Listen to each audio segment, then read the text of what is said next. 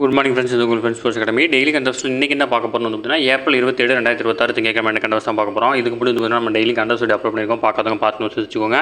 அது மட்டும் இல்லாமல் நம்ம சேனலை சப்ஸ்கிரைப் பண்ணி சப்போர்ட் பண்ணுங்கள். முடிஞ்சவங்க ஃப்ரெண்ட்ஸாக ஷேர் பண்ணுங்கள். நம்முடைய ஃப்ரெண்ட்ஸ் போலீஸ் அகாடமி அப்படின்ற டெலிகிராம் சேனலில் ஜாயின் பண்ணிக்கோங்க. இம்பார்ட்டன்ட் அப்டேட்ஸ் உங்களுக்கு ஒன்று கிடைக்கும். சரிங்களா? அதுக்கு முன்னாடி நமது பயிற்சி மையம் சார்பில் 2026ஆம் ஆண்டு காவலர் தேர்வுக்காக சிறை அப்படின்ற ஆன்லைன் டெஸ்ட் பேட்ச் பார்த்திங்கன்னா தொடங்கியிருக்கோம். இந்த டெஸ்ட் பேட்ச் 6 மாத காலம் நடக்க இருக்குது.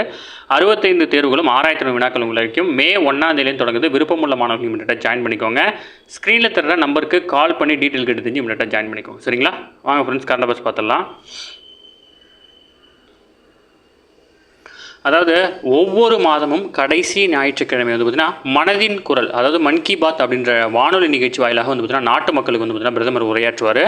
அதன்படி 133வது மனதின் குரல் நிகழ்ச்சி பார்த்திங்கன்னா ஒளிபரப்பாயிருக்கு. ஓகேங்களா? இது லாஸ்ட் ஞாயிற்றுக்கிழமை. அடுத்த ஞாயிற்றுக்கிழமைக்குள்ள பார்த்திங்கன்னா நெக்ஸ்ட் மந்த் பார்த்திங்கன்னா ஸ்டார்ட் ஆகிடும். அதனால் பார்த்திங்கன்னா இப்போ நடத்துகிறாங்க. ஓகேங்களா? இது ஒவ்வொரு மாதமும் கடைசி ஞாயிற்றுக்கிழமை நடக்கும். இது ரொம்ப முக்கியமான வினா. ஓகேங்களா? இது பிரதமர் என்னென்ன பேசியிருக்காரு அப்படின்னா, காற்றாலை மின் உற்பத்தியில் தமிழகம், குஜராத், மகாராஷ்டிரம், ராஜஸ்தான் உள்ளிட்ட மாநிலங்கள் முன்னோடியாக திகழ்கின்றன அப்படின்னு சொல்லியிருக்காரு. இந்த துறையில் இந்தியா மிகப்பெரிய மைல்கல்லை எட்டியிருக்கதா சொல்லியிருக்காரு. நாட்டின் காற்றாலை மின் உற்பத்தி திறன் 56 ஜிகாவாட்டாக உயர்ந்திருக்கதா சொல்லியிருக்காரு. கடந்த ஓராண்டில் மட்டும் 6 ஜிகாவாட் மின் உற்பத்தி திறன் அதிகரிக்கப்பட்டிருக்கு அப்படின்னு சொல்லியிருக்காரு. ஓகேங்களா? காற்றாலை மின் உற்பத்தி திறனில் இந்தியா உலகளவில் 4வது இடம்னு சொல்லியிருக்காரு. ரொம்ப முக்கியமான வினா. உங்கள் ஸ்கூல் புக்கில் இருக்க டேட்டாலாம் இருந்துச்சுன்னா அதை மாற்றிக்கோங்க. சரிங்களா? இது நமது பொறியாளர் மற்றும் கடின உழைப்பு, இளைஞர்களின் விடாமுயற்சி, தேசத்தின் கூட்டு உற்பத்தி ஆகியவற்றினுடைய அடையாளமாக இருக்குது அப்படின்னு சொல்லியிருக்காரு. இதில் முக்கியமாக தமிழகம், குஜராத், மகாராஷ்டிரம், ராஜஸ்தான் உள்ளிட்ட மாநிலங்கள் தான் மென்ஷன் பண்ணுறாரு. இதுதான் முதன்மை மாநிலங்கள், அதை தெரிஞ்சுக்கோங்க. ஓகேங்களா? இந்த மாதிரி லிஸ்ட் அவுட் கொடுத்துட்டு இதில் பார்த்திங்கன்னா சேராத மாநிலம், இல்லாத மாநிலம் எதுன்னு கேட்கலாம். அதனால் பார்த்திங்கன்னா தெளிவாக படித்து வச்சுக்கோங்க. ஓகேங்களா? அதேமாதிரி பார்த்திங்கன்னா இந்திய சீஸுக்கு பார்த்திங்கன்னா சர்வதேச அங்கீகாரம் பார்த்திங்கன்னா கிடச்சிருக்கு. பிரேசிலில் நடைபெற்ற சர்வதேச பாலாடை கட்டி, அதாவது சீஸ் அப்படின்னு ஒரு போட்டி நடத்துவாங்க. இதில் இந்தியாவில் தயாரிப்பான பாலாடை கட்டிக்கு பார்த்திங்கன்னா பரிசு வென்றிருக்குது. ஓகேங்களா? அதையும் அவர் மேற்கோள் காட்டியிருக்காரு. அது மட்டும் இல்லாமல் பார்த்திங்கன்னா கல்பாக்கம் வேக ஈநுழை வரலாற்றில் ஒரு மைல்கல்லாக அமைஞ்சிருக்குன்னு சொல்லியிருக்காரு. இதை பற்றி நம்ம ஆல்ரெடி பார்த்துருக்கோம். தமிழகத்தில் கல்பாக்கத்தில் இந்திரா காந்தி அணு ஆராய்ச்சி மையத்தில் 500 மெகாவாட் மின் உற்பத்தி திறன் கொண்ட மும்மாதிரி வேக ஈநுழை கடந்த ஏப்ரல் 6ஆம் தேதி முதலாவது அணுப்பிளவு பார்த்திங்கன்னா செயல்பாட்டு நிலையை பார்த்திங்கன்னா எட்டியிருக்குது. இது அணுமின் உற்பத்தியின் முதல் நிலையாகும். நாட்டின் அணுமின் சக்தி திட்டத்தில் வரலாற்று சிறப்புமிக்க ஒரு சாதனையாக பார்த்திங்கன்னா அதை கருதுறாங்க. ஓகேங்களா? இதை பற்றி நம்ம டெய்லி பார்த்துருக்கோம். நீங்கள் இதுக்கு முன்னாடி கரண்ட் அஃபேர்ஸ் பார்த்துருந்தீங்கன்னா உங்களுக்கு தெரிஞ்சிருக்கும். ஓகேங்களா? அடுத்தது கட்சி மாறிய 7 எம்பிக்களை தகுதி நீக்கம் செய்ய வேண்டும் சொல்லிட்டு பார்த்திங்கன்னா மாநிலங்களவையினுடைய தலைவரிடம் பார்த்திங்கன்னா ஆம் ஆத்மி கட்சி பார்த்திங்கன்னா மனு கொடுத்துருக்காங்க.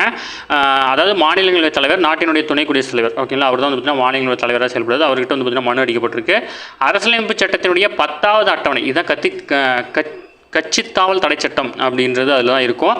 அதன்படி கீழ்கண்ட 7 எம்பிக்களை பார்த்திங்கன்னா பதவி நீக்கம் செய்யணும் அப்படின்னு பார்த்திங்கன்னா கொடுத்துருக்காங்க. ஏன்னா இந்த 7 எம்பிக்களும் பார்த்திங்கன்னா அந்த கட்சியிலேருந்து பார்த்திங்கன்னா விலகி பாஜகவில் பார்த்திங்கன்னா இணைஞ்சிருக்காங்க. அதன்படி இந்த நடவடிக்கை எடுக்கப்பட்டிருக்கு. நமக்கு பாலிட்டி வைஸ் பார்த்திங்கன்னா அந்த அட்டவணை ரொம்ப முக்கியம். ஓகேங்களா? அடுத்தது நம்ம பிரதமர் பார்த்திங்கன்னா சென்னையை சேர்ந்த ஒரு மாணவியை பற்றியும் பார்த்திங்கன்னா பேசியிருக்காரு. பிரான்ஸ் நாட்டில் நடைபெற்ற கணித ஒலிம்பியாட் தேர்வில் உலக அளவில் 6ஆம் இடம் பிடித்த சென்னையை சேர்ந்த மாணவி ஷிவானி பரத்குமார் பார்த்திங்கன்னா பாராட்டி பேசியிருக்கிறார். ஓகேங்களா? நம்ம எக்ஸாம் பாயிண்ட் ஆஃப் வியூவில் என்னவோ அதுதான் சொல்லிட்டு இருக்கோம். அதனால் ஸ்கிப் பண்ணாமல் ஃபுல்லாக பாருங்கள். அடுத்து பார்த்திங்கன்னா பள்ளி மற்றும் கல்லூரி மாணவர்களிடையே செயற்கைக்கோள் அமைப்புகள், ராக்கெட் என விண்வெளித்துறை குறித்த அறிவாற்றலை அதிகரிக்கும் நோக்கில் நாடு முழுவதும் முதற்கட்டமாக 7 விண்வெளி ஆய்வகங்களை பார்த்திங்கன்னா அமைக்க மத்திய அரசு திட்டமிட்டிருக்காங்க. இது பார்த்திங்கன்னா முழுக்க பள்ளி மற்றும் கல்லூரி மாணவர்கள் பார்த்திங்கன்னா அதை பற்றின நாலேஜ் இன்க்ரீஸ் பண்ணுறதுக்காக இதை திறக்கிறாங்க. கடந்த 5 ஆண்டுகளில் விண்வெளித்துறையில் பார்த்திங்கன்னா 5600 கோடி மதிப்பிலான தனியார் முதலீடு பார்த்திங்கன்னா ஈர்க்கப்பட்டிருக்கு. ஓகேங்களா? அதேமாதிரி பார்த்திங்கன்னா கடந்த 2019 தனியார் விண்வெளி புத்தாக்க நிறுவனங்களுடைய எண்ணிக்கை ஒற்றை இலக்கத்தில் இருந்துச்சு. இப்போ 2026 பார்த்திங்கன்னா 400 தனியார் நிறுவனங்கள் இருக்கிறாங்க. ஓகேங்களா? அந்த விண்வெளி சார்ந்த துறைகளில். அடுத்தது நாட்டின் முன்னெப்போதும் இல்லாத அளவாக மின் தேவை சனிக்கிழமை, அதாவது ஏப்ரல் 25ஆம் தேதி 256.11 ஜிகாவாட்டாக உயர்ந்து புதிய உச்சத்தை பார்த்திங்கன்னா தொட்டிருக்கு. தற்போது கோடை காலம் தொடங்கியுள்ள நிலையில் பார்த்திங்கன்னா நாள்தோறும் வெப்பநிலை அதிகரித்து வருவதால் நம்ம வீட்டில் பார்த்திங்கன்னா நிறைய ஃப்ரிட்ஜு, அப்புறம் பார்த்திங்கன்னா ஏசி இந்த மாதிரி யூஸ் பண்ணுறதுனால பார்த்திங்கன்னா கரண்ட் பார்த்திங்கன்னா அதிகமாக கன்சியூம் பண்ணுது. அதன்படி பார்த்திங்கன்னா இதுவரையும் இந்திய வரலாற்றில் பார்த்திங்கன்னா 256.11 ஜிகாவாட் ரொம்ப அதிகம் அப்படின்னு சொல்லியிருக்காங்க. ஓகேங்களா? ஜஸ்ட் இன்ஃபர்மேஷன் ஞாபகம் வச்சுக்கோங்க. அடுத்தது பார்த்திங்கன்னா அமெரிக்காவில் இறக்குமதி செய்யப்படும் சோலார் செல்கள் மற்றும் பேனல்கள் மீது முதல் கட்டமாக 123% பொருட்குவிப்பு தடுப்பு வரி விதிப்பு பார்த்திங்கன்னா விதிக்கப்பட்டிருக்கு. ஓகேங்களா? இது அமெரிக்கா பார்த்திங்கன்னா விதிச்சிருக்கிறாங்க. ஓகேங்களா? அடுத்து இது நம்ம நேற்றே பகிர்ந்திருந்தோம். பிரபல இந்தியாவின் புகழ்பெற்ற புகைப்பட கலைஞர்களில் ஒருவரான ரகுராய் வந்து பார்த்திங்கன்னா காலமாயிருக்காரு. இவர் 1942ஆம் ஆண்டு மேற்கு பஞ்சாபில், அப்போ வந்து பாகிஸ்தான் இருந்துச்சு, அப்போ வந்து பார்த்திங்கன்னா அங்கே பிறந்தார். பொறியாளர், அதாவது இவர் ஒரு இன்ஜினியர். பட் வந்து பார்த்திங்கன்னா புகைப்படத்தின் மீது புகைப்பட அந்த துறையில் வந்து பார்த்திங்கன்னா ஆர்வம் இருந்தாலும் அதில் இறங்கிட்டார்.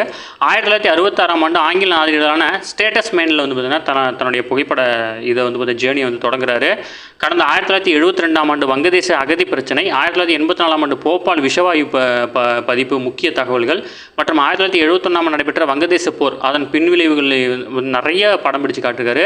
இதில் 1971ஆம் ஆண்டு நடைபெற்ற வங்கதேச போரினுடைய பின்விளைவுகளை படம் பிடித்ததற்காக இவருக்கு பத்மஸ்ரீ விருது அளிக்கப்பட்டிருக்கு. அது மட்டும் இல்லாமல் ஏராளமான தேசிய விருது, சர்வதேச விருதுகளை வந்து பார்த்திங்கன்னா வாங்கியிருக்காரு. இவர் முக்கியமான நம்பர் தான், பேர் ஞாபகம் வச்சுக்கோங்க. ஓகேங்களா, டேரெக்டாக கேட்டுருவாங்க. சமீபத்தில் காலமான ரகுராய் இவர் கீழ்கண்ட எதனுடன் தொடர்பு? ஒரு புகைப்பட கலைஞர், அரசியல்வாதி, மருத்துவர், அந்த மாதிரி கொடுப்பாங்க.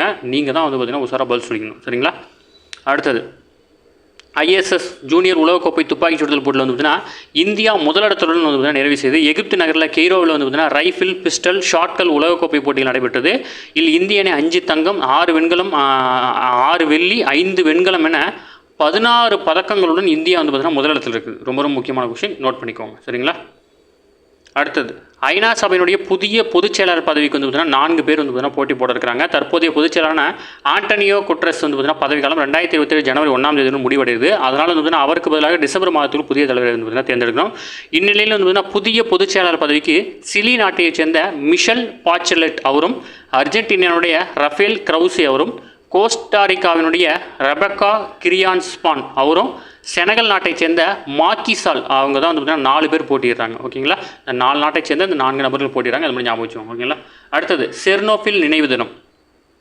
சோவியத் யூனியன் உக்ரைனில் இருந்தபோது அந்த நாட்டில் இருந்தக்கூடிய செர்னோபில் பகுதியில் உள்ள அணுசக்தி மையத்தில் 1986 வந்து பார்த்திங்கன்னா ஏப்ரல் 26ஆம் தேதி அணுக்கசிவு ஏற்பட்டது. இதனால் ஏராளமானவர்கள் உயிரிழந்திருக்காங்க. உங்களுடைய பள்ளி பாடப்புத்தகத்தில் இருக்குது. இந்த ஆண்டு மட்டும் ஞாபகம் வச்சுக்கோங்க, ரொம்ப ரொம்ப முக்கியமானது. செர்னோபில் வந்து பார்த்திங்கன்னா 1986, அது ரொம்ப ரொம்ப முக்கியமானது. அதேமாரி போபால் விஷவாயு வந்து பார்த்திங்கன்னா 1984. இது ரெண்டுமே உங்களுடைய பள்ளி பாடப்புத்தகத்தில் இருக்குப்பா. இது வந்து போபால், இது வந்து பார்த்திங்கன்னா செர்னோபில். ஓகேங்களா? இது ரஷ்யாவில், உக்ரைனில் இருந்துச்சு. இது வந்து பார்த்திங்கன்னா நம்ம இந்தியாவில் இருந்தது. ஓகேங்களா?